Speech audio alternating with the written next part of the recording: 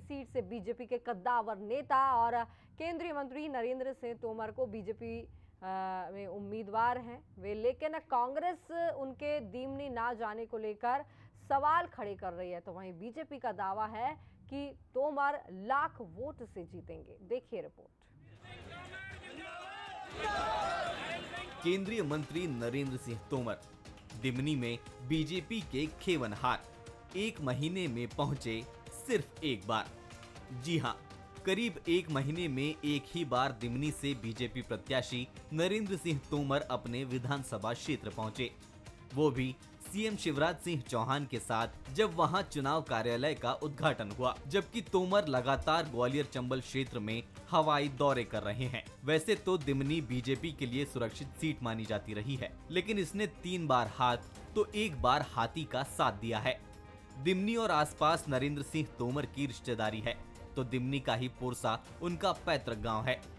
तोमर के दिमनी न जाने को लेकर सियासत जारी है। कांग्रेस का कहना है कि दिमनी से लड़ने का फैसला उनके ऊपर थोपा गया है।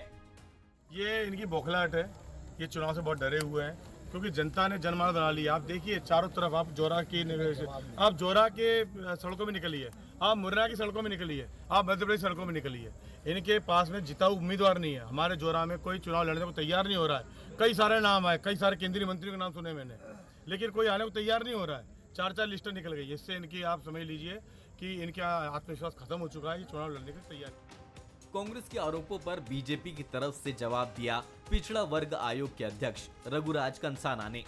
कंसाना ने कहा कि उनको प्रचार करने की क्या जरूरत है, पार्टी के कार्यकर्ता गली गली घूमकर प्रचार कर रहे हैं। कंसाना ने लाखों वोटों से जीत का दावा भी किया।